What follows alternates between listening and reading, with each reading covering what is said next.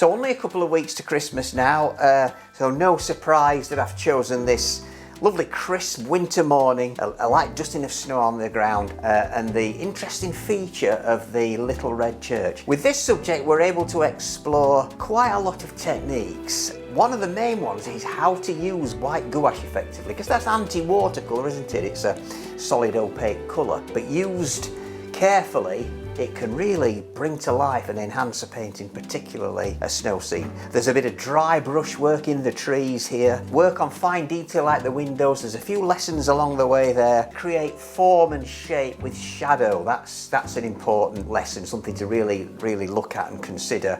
We've got a lovely wet in wet sky, lots of technique along the way, but great fun all the same.